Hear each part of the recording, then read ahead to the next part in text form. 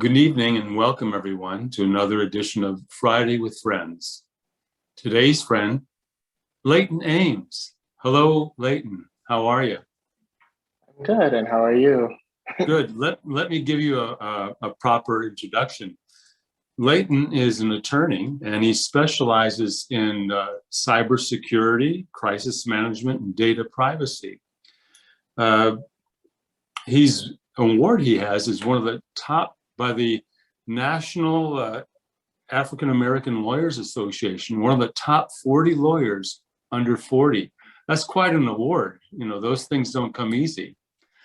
So I usually don't I don't usually put together attorneys and a spiritual conversation. This is my first one, so I'm looking forward to it. So Leighton, before I get into the title of today's thing, and just taking up what I've just said about attorneys, tell me a little bit about your practice and how it relates to your spiritual practice as well. So, thank you, Brother Craig. So my practice is, as you said, cybersecurity, data privacy. In essence, I assist companies who've suffered either a breach or a cyber incident. The easiest explanation would be what happened with the Colonial Pipeline, where the ransomware attack took place. So I assist companies who've experienced an incident similar to that, and I guide them through the crisis management, either with notifying individuals who have been affected or guiding them with their regulatory obligations. You have a very special position because, you know, many attorneys are over 40, and in that age group, the knowledge of just anything to do with data and cybersecurity, it's still a mystery. And you're positioned in such a beautiful way that you're necessary. Congratulations. Thank you. Do you find that having that position and that knowledge has helped you in with your colleagues and with the businesses that you work with? Well, yes, it helps. Having a technical background does help, or it does assist with the role. But I also have other colleagues without a technical background who I find very, very effective in the field. It's quite interesting, how we have like half of us are tech, I have a tech background, and the other half they don't, and how we actually find strengths in both sets of attorneys. Now, having a spiritual practice as you do, how has that helped you in your career? Oh, it has helped me a lot in the sense that I get to look at things from a different lens. I'm more calm because I understand that this is a drama, this is how things play out. And so I can handle the stress that comes with the role by looking at it at a different lens. I also empathize with the businesses that are experiencing these incidents. It's one of those things where you read about it a lot. And I always give the analogy to like a heart attack. Everyone has heard of it, but until they've experienced it or been affected by it, you really don't know what's happening.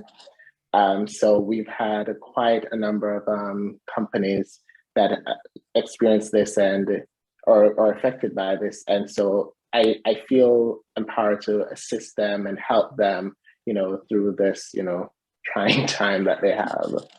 Do you feel that you can utilize empathy with your clients based upon that? Because a lot of times they don't know anything about cybersecurity, but like you said, I know of what a heart attack is, but I've never had one. And I feel I want someone to understand it. And it seems to me that your spiritual practice comes in handy at that moment, that you're a true counselor more than just a counselor of law, but the reassurance of a field that the person who owns the business that has no idea of how to go about solving a problem, and they have to look to you for all this. Yes, it helps. And it's also, looking at the various, types, smaller companies, their biggest concern is, are they going to lose their company? Larger ones, more concerned of, what's the regulatory impact. So it's interesting to see, how they look at it too. That is very interesting. So the title that we gave today's talk is Trust. Trust in your future, a key to success. When you hear that, what comes up for you? To be honest, my life. So it's one of those. So I'll just share my Please journey do. to becoming an attorney. I had no goal of or vision of becoming an attorney growing up. I like technology. I figured I'd do something that I like. So I got my degree in IT, and I just loved, one of the things that I really like about technology is that it's always changing. I get bored easily. So I wanted something that would keep me interested and engaged. And that was the path that I was going on. And I was always motivated. So when I worked for, a large hospital organization, I decided that, okay, I'll take this path and, one day I'll become a chief information officer eventually. But that was the goal. And then on that path, and I guess the path was always, to accomplish whatever my highest potential was. Not sure what that was. At that time, CIO, Chief Information Officer. And then when the Affordable Care Act passed, I was just amazed, sitting down at the hospital, helping physicians with their IT issues or technology issues, and just how everything is just changing, And it's quite funny because, all of us are aware of laws, don't drink and drive, so we're aware that laws exist. And laws change all the time. But this was the first time that I was this impacted by this law, and not just impacted in the sense of, on the outside where other laws have changed and people are benefited from that, but the entire organization had to change, and the way how they conduct business, and I was a part of that change. And in short, it was chaotic, and I loved it. And at the same time, watching the rest of America, there was a debate on whether one should be mandated to have insurance or not, health insurance or not. And it was just so interesting to watch these two groups, where I'm straddling between both, as, American that, needs to have insurance or not, and also working in a hospital where that wasn't even the focus. The focus was, how are we going to practice, medicine and be compliant with this new law? I just loved it. And then fast forward, we got compliant and, we moved on, and I wanted the next project. I really liked this. It was something different. It had me mentally stimulated. And so when they said, well, we're done, we're a hospital, this is what we do, practice medicine, we're going back to normal. Normal wasn't really working for me anymore. So I said, I wonder if I could be an attorney. And if anyone who knows me knows that, this was not on the horizon. It was equivalent to saying, hey, I wonder if I could be an astronaut. I wonder if I could be a nuclear physicist. And so I started to read about it. And, at one point I stopped and I said, I mean, this is insane. Like, what am I doing? I'm in a job where people like me, I'm good at it, why are we making this change? And it's a bit drastic, to be honest. And then, I had, support, and I was, encouraged, to try this journey. There's just an out, I could always go back to technology. It wasn't, there wasn't an exit. So then I did that, and I remember the journey. And so this is a part about faith. So while on this path, not knowing anything, I remember I was told, after I did my LSAT, I took my LSAT. So before that, I remember someone coming to me and saying, "Why are you resigning from your job? You have a good job. Unless you get into a top law school, you won't get a job." I was told that. I was also told by another person, "Why are you leaving? You haven't even got into law school. Do you know if you're going to get into law school?" And I remember saying that I know I'm going to get in. I mean, there's no scientific proof or evidence. So there's trust right there. Yes. Where did that trust come from? Not many people are going to give up. They'd be happy, very happy to be on this road to be a chief information officer. Why risk all that to go into something new where you have no guarantee whatsoever? I think it wasn't the guarantee that was driving me. I think it was the need or the longing to do something different, or, well, not different. I wanted to do something that was more challenging. And I really had that urge to do that. I mean, IT is a very good field to be in, especially now. Absolutely. It is. But I just thought, how could I be in another field and utilize both areas? And I just think that this one area of privacy was just speaking to me. How could I be more effective or meaningful in this new area that not a lot of people are aware of? And I said, why not take this chance? Again, still could go back, to IT, but I thought that this is a risk that I was willing to take. And I felt that for some reason I would be successful. And it was not a smooth road. I took the LSAT, didn't like the score. I remember speaking to some professionals, and I was told, with that score, we don't expect you to pass the bar exam. And if we don't expect you to pass the bar exam, we shouldn't even allow you to get into law school. And I was still determined. I said, well, it's a standardized test. Again, wasn't planning on being, in law, so maybe I didn't approach it the best way, but I feel as if, and it was never the ego of how hard could it be. It was, I'm up for this challenge. What is an alternate route to accomplish this? And so I spoke to anyone who would listen and asked them. And then I eventually got into law school.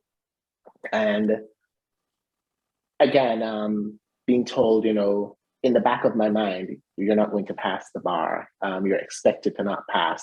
So I worked very hard, studied hard, and it wasn't overwhelming. I actually liked law school, and most law students don't like law school. Wow. I like the way. Something that's coming over me as you're saying that's an act of courage. Maybe you don't even realize it, but what place do you think, or what relationship, is there a relationship between courage and trust? You're trusting, but you still have to take the step of courage. That's a famous saying in a spiritual practice, is for one step of courage, you get 1,000, 100, or 1,000 steps in return. And you, my friend, it seems that you really are you're walking the walk. So do you feel that, did it take courage for you to do this? Oh, yes, it did. Absolutely did. I asked myself, while I was going through this, I didn't think of it as I'm doing this to prove something to anyone. It wasn't something like that. I went and I said, okay, well, if it's meant to be, it's meant to be. That was, the overarching saying that I said going into it on this journey. But it wasn't as simple as that. It was, I wanted signs to see if I'm doing the right thing. And so once I got the opportunity to get into law school, I figured, well, I don't think this happened for no reason. I don't think, I would have got in and it wasn't supposed to work. So that was the first sign of encouragement. And I also recall speaking to one of the professors and, they asked me, point blank, why do I want to do this? And people go into law for various reasons, money, power, what have you.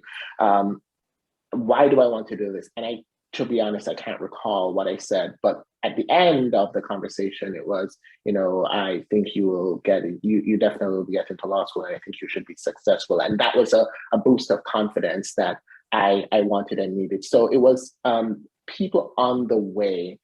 And I respected that because this is from an attorney. So, it's different from when your loved ones tell you, it was someone in the field it says this. But then I worked really hard, very hard. And I gave myself, I gave a vision I had a vision of what I wanted to accomplish, like a long term and a short term. And I said, I wanted to be in the top of the class. And this was a huge ask, again, so just in general. It's a huge ask. I get it. Let me ask you another question. In your education before that, like working in your undergraduate, did you work as hard at that as you did in law school? No, I did not. So in a way, you changed your nature once you got into law school. That's kind of remarkable, really. What is, so that's what I'm looking for. I'm looking for, what is it that made this transformation? Because this is a story, this is a success story that so many people would like to have in their life, that they believe in. They buy vision cards, they work, they go to seminars, everything, to how to change how I am now into something that I want to be. What is it? See, what is it in you that was able to make that transformation? I think there was this feeling of wanting to have a new purpose. When I did IT, it was, I'm good at it, I can do it, and it is challenging. I don't think it's easy or simple, but I knew I was good at it, and I just went with the flow, and I liked challenges. With this one, it was I made the decision that I wanted to make a change or be impactful with this new change that's taking place. And I wanted to do it differently. And so I had a new purpose going into this.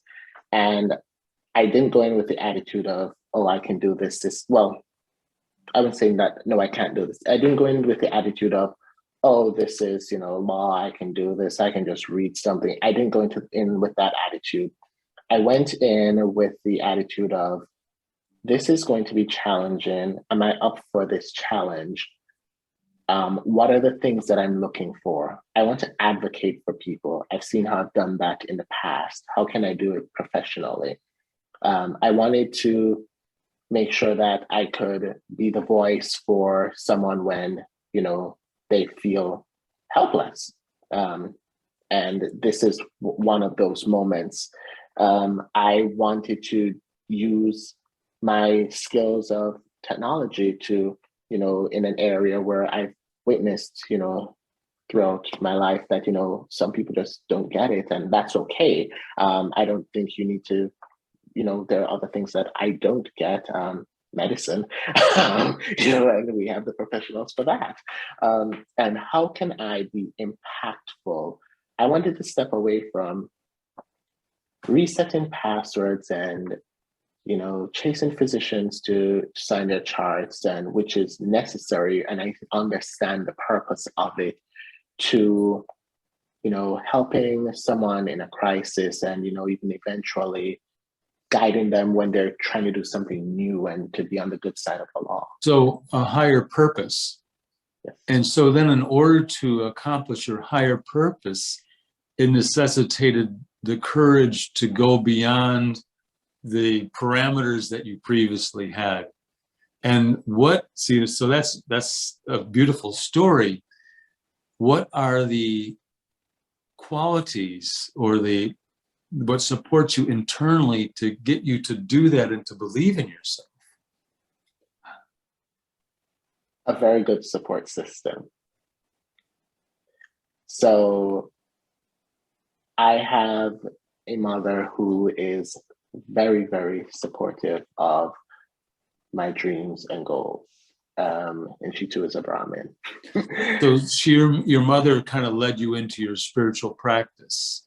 So Yes. what a great resource that is, and how your mother's influence upon you is now going to impact all the people that you positively impact in your career. So it's really amazing how much, when you say that your every thought or your little deed can help many more people than you could ever possibly know. That's a great example of it. And also my father. He's no longer, he's taken rebirth. And so he was very, very, very strong Brahmin, very disciplined Brahmin. So he's very, I look at his, I always watched his success growing up, and I took it for granted. And it wasn't in a sense that, oh, because he passed, I wanted to do X, Y, and Z. But I didn't look at life the same after he passed, and I was very more motivated to look, basically to emulate some of the qualities that he expressed. Well, indeed, you've got quite a support system. And sometimes I guess that feels like in order to pay back by reaching your own potential. Right. And just one other thing I'd like to touch on is that, cybersecurity is like protecting your information, your assets on a personal level. One's own, for lack of a better term, our cellular security. What parallels or what experience, or is there anything that you've observed in ways that a company can protect itself to how I can also protect myself by being careful of my information, what information comes into me, et cetera, et cetera? Has it given you pause to think about that level of it? Well, I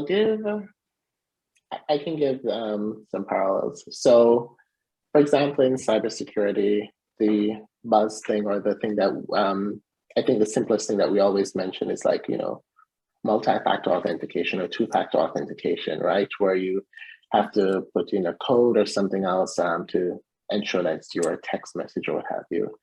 And so I guess the nexus to that with what do you call it, with spirituality, I would say is, probably taking a second look at things.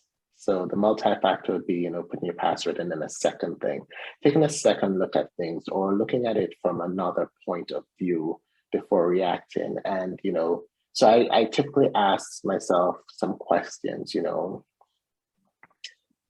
if, when someone, says something, and, to protect yourself, to protect your energy, yes. What is the purpose of this conversation? What is it that this person needs? Is it the answer to the question? Is that what they need? Is it validation? Is it to feel heard? What is the purpose of this? And sometimes, just taking a step, and it's something that I have to do, when I'm speaking to the clients, they may be upset about something, rightfully so. Why are they in this situation? And sometimes, some want the legal answers, some want to vent, and, yes. To ask that second set of questions, like, what is the purpose of that conversation or that question?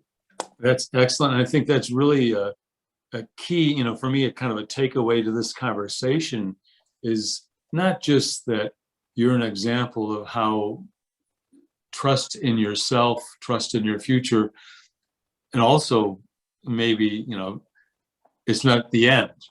You're still writing your story, that things are still working for you. You're not, from what I have observed in our conversations, is that maybe you're even being groomed for an even higher purpose.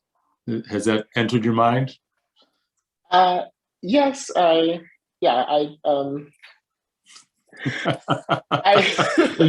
gonna have to up your game again. I like challenge. I do think so. I think that we all do have a higher purpose. There's a reason why we're here and what we are meant to do, and I question that a lot.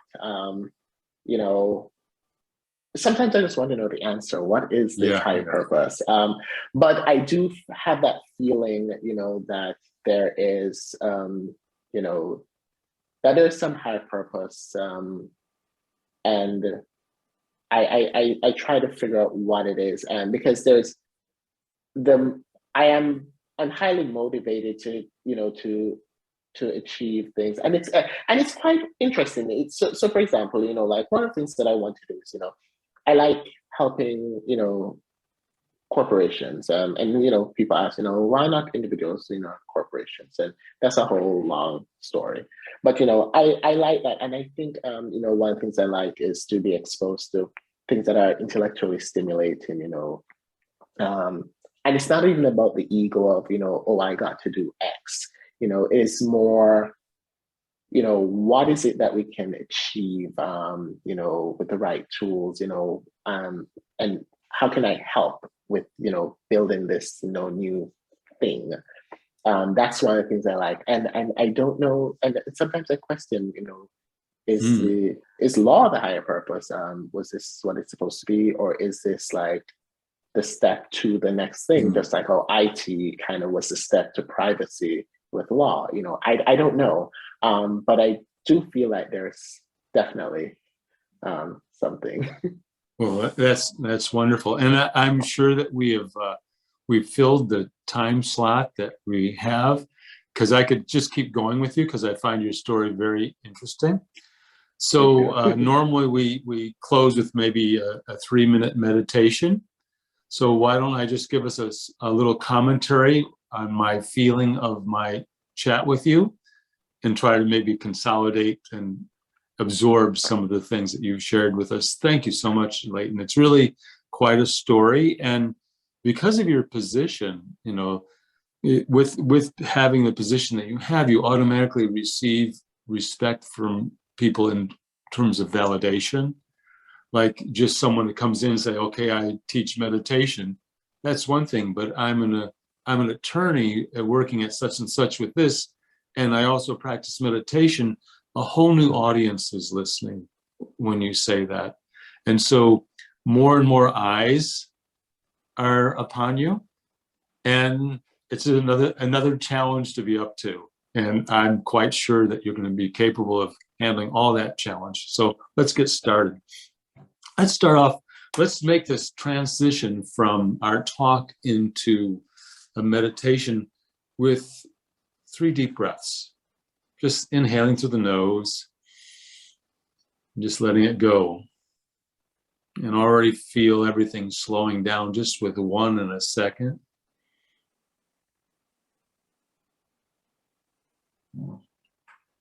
And 1 more.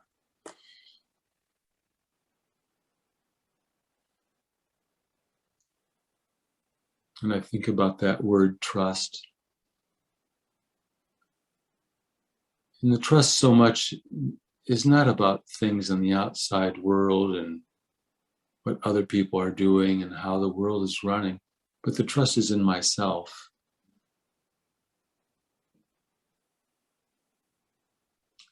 To trust that I can develop, or I have a reservoir of talents that will serve me in a time of need. Or as Leighton was speaking, just trusting that I have the capacity to meet the challenge that's presented to me.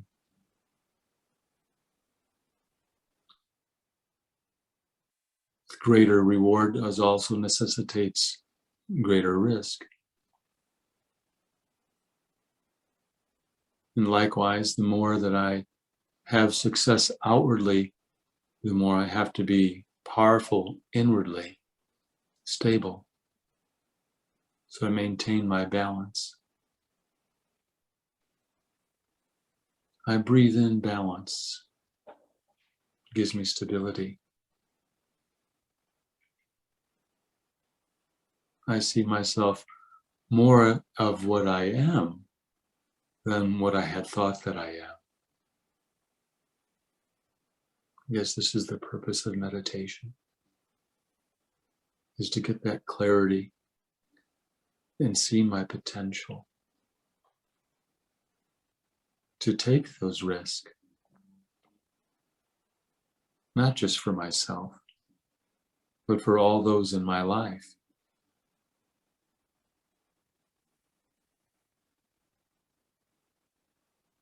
I sit with that for a moment, acknowledge the efforts that I'm making, and I'm willing to always do my best without the necessity of seeing the result immediately, but trusting that the result will come in its own time. This is what my spiritual practice shows me.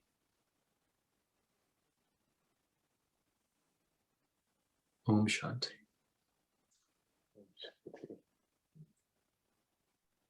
Leighton, it's a pleasure speaking with you.